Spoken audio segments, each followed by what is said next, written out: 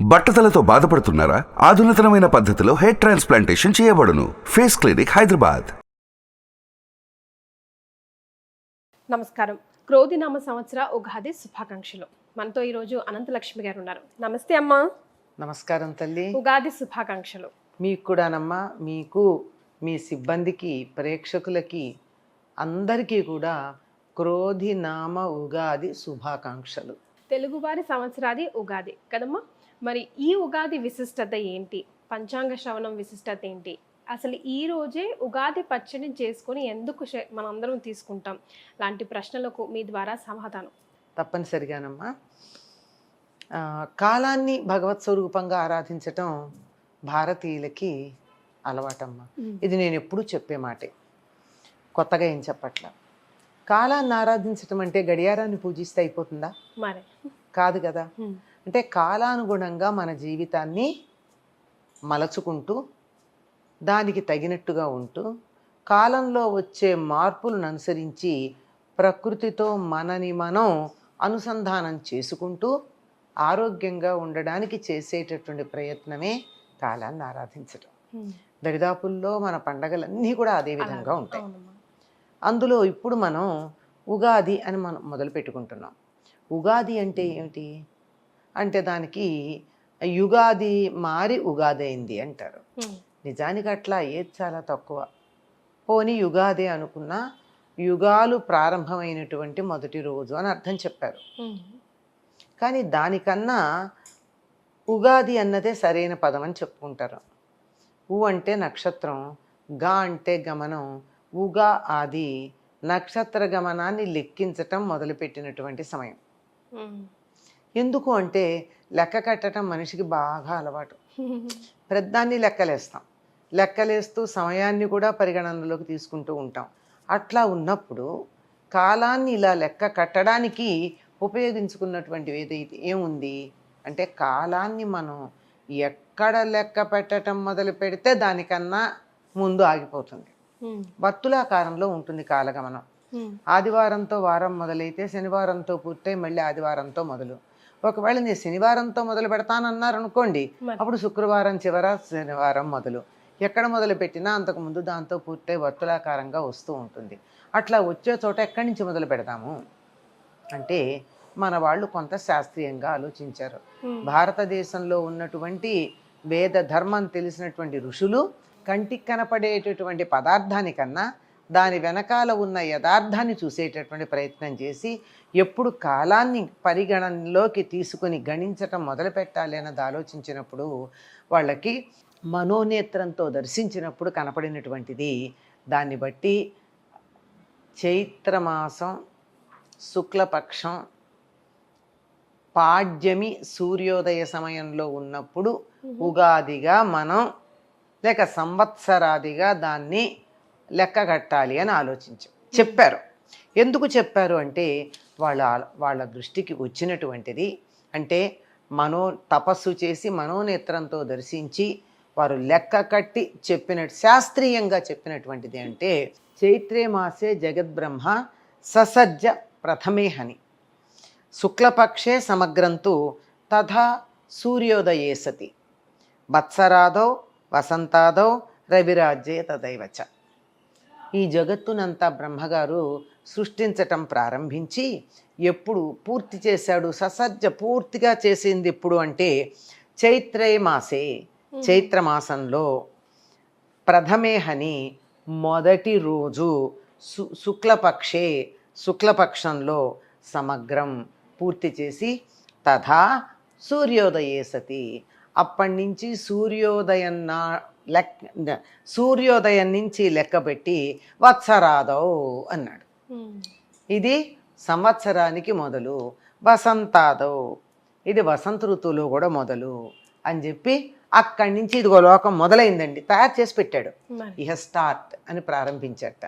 అంటే వసంత ఋతువు, చైత్రమాసం, శుక్లపక్షం, ప్రథమా తిథి అంటే పాడ్యమీ తిథి, సూర్యోదయంలో ఉన్న సమయంలో మొదలు పెట్టమని చెప్పాడు. అందుకని మనం లెక్క కట్టడం అప్పటి నుంచి మొదలు పెట్టాం. జనరల్గా మా పిల్లలు అడుగుతా ఉన్నారు, ఈరోజు ఏంటమ్మా స్పెషల్ అంటే, ఉగాదిరా తెలుగువారి సంవత్సరాది, this is our new year అంటే, అదేంటి January 1st కదా వి సెలబ్రేట్ అని అంటుంటారు. That's all world, but for Telugu people ఈ రోజు రా అంటే వాళ్ళు కన్విన్సింగ్గా చెప్పాలంటే ఏం చెప్పాలి ఈ ప్రశ్న? వాళ్ళ కన్విన్సింగ్గా చెప్పడానికి సత్యం చెప్తే చాలమ్మా. అబద్ధాలు చెప్పక్కర్లా, వాళ్ళని మెలిక తిప్పి మడత పెట్టి చెప్పక్కర్లా, ఉన్నది ఉన్నట్టుగా చెప్తే చాలు. భారతీయులు కాలాన్ని లెక్క కట్టడంలో సూర్యుణ్ణి చంద్రుణ్ణి ఇద్దరిని పరిగణనలోకి తీసుకుంటారు. ఎందుకంటే చంద్రుడికి సంబంధించిన కళలను అనుసరించి మొత్తం అంతా మనకి చాలా బాగా జరుగుతూ ఉంటుంది. మొత్తం పునరుత్పత్తి వ్యవస్థ అంతా కూడా చంద్రుడి మీద ఆధారపడి ఉంటుంది. మీరు గమనించినట్టయితే చాంద్రమానంలో నెలకి 28 రోజులే ఉంటాయి. ఆరోగ్యకరమైనటువంటి స్త్రీకి నెలసరి 28 రోజులకే వస్తుంది, కరెక్ట్, ఆరోగ్యంగా ఉంటాయి. అలాగే చెట్లు, తర్వాత జంతువులు, వీటన్నింటి యొక్క పునరుత్పత్తి చంద్రుడి మీద ఆధారపడి ఉంటుంది. అంతేకాకుండా నువ్వు అర్ధరాత్రి ఎక్కడన్నా ఒక మనిషిని తీసుకెళ్ళి వదిలేస్తే ఇవాళ తేదీ ఎంత అని చెప్తే ఆకాశంలో నక్షత్రాలు చూసి తక్కువ చెప్పేయగలరు. చంద్రుడు ఉన్నటువంటి పద్ధతి, ఆ చంద్రుడికి దగ్గరగా ఉన్న నక్షత్రాలు, ఆ నక్షత్రాల యొక్క సామీప్యం ఉన్నటువంటి స్థితి, దీన్ని బట్టి సమయం చెప్పేయచ్చు. చేతిలో గడియారం లేనప్పుడు కూడా సూర్యోదయం ఎప్పుడవుతుంది అంటే తూర్పు దిక్కున బారెడు ఎత్తున చుక్క పొడిచినట్టయితే, శుక్ర నక్షత్రం వచ్చినట్టయితే అది ఇంకా ఒక గంటంబావులో సూర్యోదయం అవుతుంది అని లెక్క. ఇట్లా ఉన్నాయి కనుక ఇది ఏ నెల అన్నది చంద్రుడికి సమీపంలో ఉన్న నక్షత్రాన్ని బట్టి చెప్తారు. ఏ మాసం అన్నది చంద్రుడు ఇట్లా ఉన్నాడా అన్నదాన్ని బట్టి చెప్తారు. ఏ తిథి అన్నది ఆ చంద్రకళల్ని బట్టి చెప్తారు. కనుక పర్ఫెక్ట్గా చెప్పేయచ్చు. కానీ రాత్రింబగళ్ళ లెక్క చూడాలంటే సూర్యుడిని లెక్క చూసుకోవాలి. ఈ రెండింటిని మనం లెక్క చూస్తాం. ఈ రెండింటి లెక్క చూసి ఎక్కువ తక్కువలు వస్తే అధిక మాసంలో సర్దుబాటు చేస్తాం. దానికి కూడా శాస్త్రీయత ఉంది, ఎప్పుడు అధిక మాసం వస్తుంది అని. ఇదంతా చేసిన తర్వాత మనం ఉత్తరాయణం, దక్షిణాయనం, విషువులు, తరువాత మకర సంక్రమణం, ఇలాంటివన్నీ కూడా మనం సౌరమానాన్ని అనుసరించి చేస్తాం. ఇలా చేసే దాంట్లో మార్చి 22 లేక 21, అలాగే సెప్టెంబర్ 21 రాత్రి పగలు సమానంగా ఉండేటటువంటి కాలం. అంటే భూమధ్య రేఖ దగ్గర సరిగ్గా రాత్రి 12 గంటలు, పగలు 12 గంటలు ఎగ్జాక్ట్లీ ఉంటుంది. మన దగ్గరకు వచ్చేప్పటికి స్వల్పంగా తేడా ఉంటుంది, కానీ రాత్రి పగళ్ళు సమానంగా ఉండే కాలం. వాటిని విషువులు అంటారు. విషు అన్న పేరుతో మనకు కొన్ని కేరళలోను, బెంగాలు వాటిల్లోనూ విషు అనే పేరుతో ఒక పండగ చేసుకుంటారు. అది వాళ్ళకి ఉగాదిగా. అలా ఎప్పుడు ఉంటుంది? అది మార్చి 21, 22, 23 ఈ ప్రాంతాలే. ఇదే కదా సరిగ్గా ఉండేటటువంటి కాలం. సంవత్సరానికి దరిదాపుల్లో చాంద్రమానాన్ని అనుసరించి, సౌరమానాన్ని అనుసరించి 1-2 రోజులు తేడా ఉన్నా దరిదాపుల్లో ఇప్పుడే వస్తుంది. మనకు కూడా 10 రోజులు కావచ్చు తేడా, మళ్ళీ వచ్చే ఏడాది సమానంగా వస్తుంది. ఇలా ఉండేటటువంటిది పాశ్చాత్య దేశాల్లో కూడా అప్పుడే చూసుకునేవాళ్ళు. కొత్త సంవత్సరం మార్చి 23, 22తో అయిపోయి 23తో చేసుకుంటే నెల చివరిలో ఏం బాగుంటుందిలే అని చెప్పి ఏప్రిల్ 1 చేసుకోవడం మొదలెట్టారు. ఏప్రిల్ 1 చేసుకున్న తర్వాత ఇది బాగుండలేదండి, జనవరిలో చేసుకుందామని జనవరికి వెళ్ళారు. అంటే జీసస్ పుట్టిన తర్వాత, ఆయన డిసెంబర్లో పుట్టాడు కదా, అంచేత జనవరి 1 చేసుకుందామన్నారు. అంటే కొత్తగా ఇది రాజకీయమే ఇదంతా. జనవరి 1 చేసుకోవడం మొదలు పెడితే కూడా ఇప్పటికీ కొంతమంది, అప్పటికీ కొంతమంది పాతకాలపడు మాలాంటి వాళ్ళు ఉంటారు, ఏటీఎంకి వెళ్ళడం కన్నా క్యాష్ ఇవ్వడం బెటర్ అనుకునేవాళ్ళు. అంటే అది ఉందని తెలుసు కానీ వీ డూ లైక్ దిస్, అలవాటు లేక కనుక అట్లా చేసేవాళ్ళని ఫూల్ అనడం మొదలెట్టారు. అంచేత ఏప్రిల్ ఫూల్ అన్న మాట వచ్చింది. ఇంకా పాతకాలపు వాళ్ళు, తెలివి తక్కువ వాళ్ళు, ఫూలిష్ పీపుల్, మేము తెలివిగా జనవరి 1కి పెట్టుకున్నాం కన్వీనియంట్ అని. అలా మారింది అనడానికి నిదర్శనం ఏమిటో తెలుసా? మార్చి మొదలు పెడితే ఏప్రిల్, మే, జూన్ అయిపోతే జూలై, ఆగస్ట్, సెప్టెంబర్ 7వ నెల, అక్టోబర్ 8వ నెల, నవంబర్ 9వ నెల, డిసెంబర్ 10వ నెల. లెక్క పెట్టుకున్నారా? డెసి 10, నవ 9, ఆక్ట 8, సెప్ట 7. మరి ముందువేమైనాయి అంటే రాజుల పేర్లు పెట్టుకున్నారు. ఓ జూలియస్, ఆగస్టస్ వీళ్ళ పేర్లు పెట్టుకున్నారు. అంతుందా? ఆ పేర్లు పెట్టేటప్పటికల్లా 5, 6 రాల. ఈ ఏప్రిల్ నుంచి కొంచెం తేడా వచ్చేసింది, వీళ్ళకి ఇక్కడి నుంచే లెక్క వచ్చేసింది కదా, అలా వచ్చేసింది. మరి అందువల్ల ఏం జరిగింది, జూలైలో 31 రోజులు ఉన్నాయి కదా, జూలై ఫుల్ మంత్, ఆగస్టులో 31, రెండు ఎలా వచ్చాయి? సెప్టెంబర్ 30, అక్టోబర్ 31, ఆగస్టు 31, మరి జూలైలో కూడా 30 ఎలా వచ్చాయని జూలియస్ సీజర్ తన పేరు మీద నిలబెట్టాక నా నెలలో తక్కువ ఉంటాయా అన్నాడు. అందుకని ఎక్కడి నుంచి తీసుకొచ్చారు, పాపం ఫిబ్రవరి నోరెత్తేది లేదు, మార్చి మొదటి నెల అయింది కదా, అంచేత మార్చి అనడానికి వీలు లేదు. చివరి నెల ఏమవుతుంది, అప్పుడు మార్చిలో మొదలు పెడితే ఫిబ్రవరి అవుతుంది కనుక ఫిబ్రవరిలోంచి ఆఖరి నెలలో నుంచి ఒక రోజు తీసుకురండి ఇక్కడ వేసేయమన్నారు. ఇంత శాస్త్రీయంగా ఉంటుంది మనం అనుసరించేటటువంటి గ్రెగేరియన్ క్యాలెండర్ అని చెప్పేది. రైట్. సో ఇది అసలు తెలుగువారి సంవత్సరాది ఉగాది ఎట్లా ఇది ఇట్లా జరిగింది. దీన్ని బట్టి అర్థమైంది ఏమిటంటే మనం జనవరి 1 అన్నది ప్రపంచం అంతా అనుసరిస్తోంది. అనుసరించడానికి కారణం రాజకీయమైనటువంటి ఒత్తిళ్ల వల్ల దాన్ని ఒకప్పుడు మొదలు పెడితే ఆంగ్లేయుల పరిపాలనలో వాళ్ళు అనుసరిస్తున్నారు గనక ప్రపంచంలో చాలా దేశాలని వాళ్ళు పాలించారు గనక ఆ సమయంలో వాళ్ళు చెప్పింది బాగానే వాళ్ళు చెప్పింది అనుసరించక తప్పని పరిస్థితుల్లో యావత్ ప్రపంచం దీన్ని అనుసరించటం మొదలుపెట్టి మనం కూడా అనుసరిస్తూ ఉన్నాము. కానీ చాంద్రమానాన్ని అనుసరించి మనం చెయ్యాలి అనుకుంటే మాత్రం వసంత ఋతువు, ఋతురాజము, ఋతువుల్లోకి మొదటిది, ఎప్పుడైనా మొదటిదే బాగుంటుంది అన్నిటికన్నా. మొదటి రోజు ప్రధానం కదా, ఫస్ట్ డే అంటూ ఉంటాం. అలా ఫస్ట్ డే ఆనందంగా ఉండాలి. వసంత ఋతువు ఇది పూలు పూస్తూ ఉంటాయి, పళ్ళు వస్తూ ఉంటాయి, పనులు అయిపోయి ఉంటాయి, పంటలు ఇంటికి వస్తాయి, ఆనందంగా ఉండే కాలం. ఇక్కడి నుంచి ఒక 4 రోజులు అన్ని ఉత్సవాలే ఉంటాయి కదా మనకి. ఇలాంటి కాలంలో మనం సంవత్సరాన్ని ప్రారంభించుకుంటే బాగుంటుంది. ఇది లౌకికంగా. కానీ బ్రహ్మగారు అప్పటికే ఆయన వసంత ఋతువులో చైత్రమాసంలో శుక్లపక్షంలో మొదటి రోజు నుంచి మీరు సృష్టి కార్యం ప్రారంభించుకోండి, నేను చేయడం పూర్తయిపోయిందని డిక్లేర్ చేశాడు కనుక అప్పటి నుంచి చేసుకుంటాం. ఇది సత్యం. మనం వాళ్ళకి కన్విన్సింగ్గా చెప్పాల్సిన పని లేదు. సత్యం తెలుసుకోవాలనుకున్న వాళ్ళకి అర్థమవుతుంది. అయితే మనం ఇప్పుడు వెంటనే ప్రశ్న, అది పాటించద్దా? ప్రపంచం అంతా మన పద్ధతిని పాటించే వరకు దానిని అఫీషియల్గా దాన్ని పాటిద్దాం. ఇంట్లో పండగలకి పుట్టినరోజులకి చంద్రమానాన్ని పాటిద్దాం. సో ఉగాది రోజే పచ్చడి చేసుకోవడానికి గల కారణం ఏంటమ్మా? మనకి పండగలన్నీ కూడా ప్రకృతితో సంబంధం ఉన్నవని చెప్పుకున్నాం కదా. ఇది వసంత ఋతువులో వచ్చేటటువంటి పండగ. వసంత ఋతువు అనగానే చెట్లు చిగిర్చి పూలు పూస్తూ ఉంటాయి. అన్ని చోట్ల పూల పుప్పొడి ఉంటూ ఉంటుంది. ఈ పుప్పొడి పడని వాళ్ళు చాలామంది ఉంటారు ఆనందంతో పాటుగా.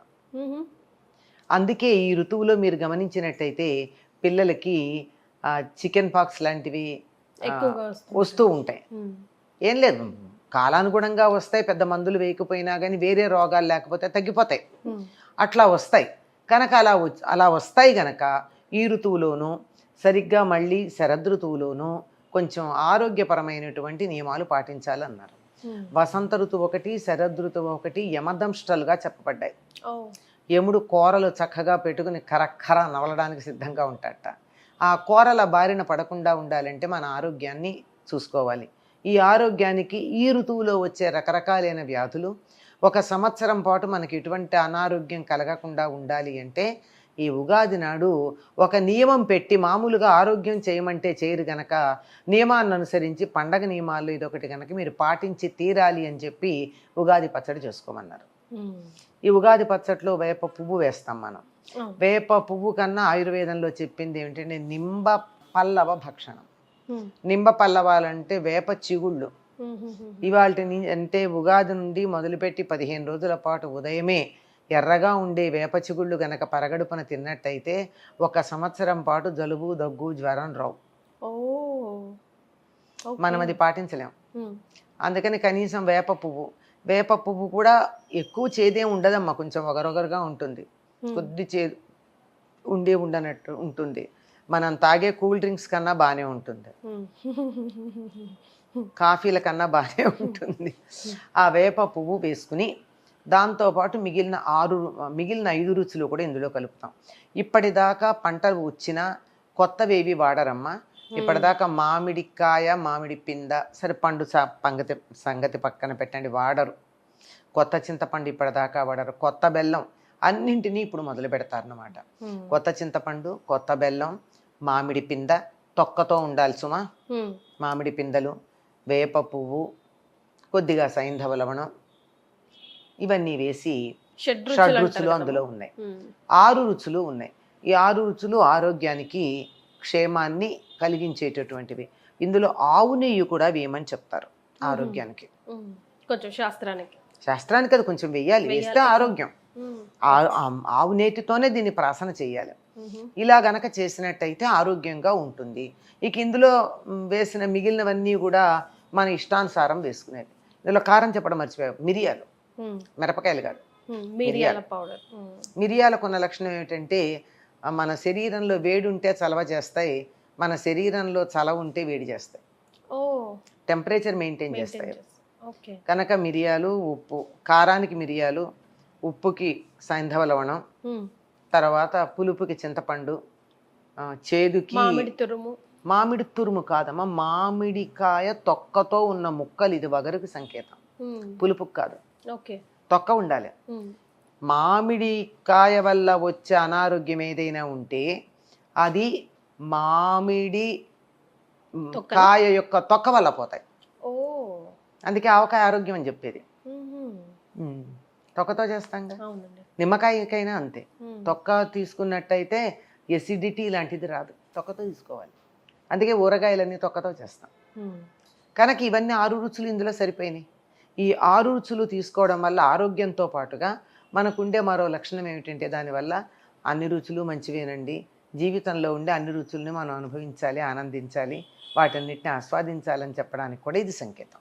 చాలా సంతోషం అమ్మా. ఉగాది విశిష్టతతో పాటు ఉగాది పచ్చడి విశిష్టత కూడా తెలియజేశారు. ధన్యవాదాలు. శుభం అమ్మ. అందరికీ మరొక్కసారి క్రోధినామ సంవత్సర ఉగాది శుభాకాంక్షలు. సుమన్ టీవీలో మీ పర్సనల్ అండ్ బిజినెస్ ప్రమోషన్స్ కోసం కింది నెంబర్కి కాంటాక్ట్ చేయండి.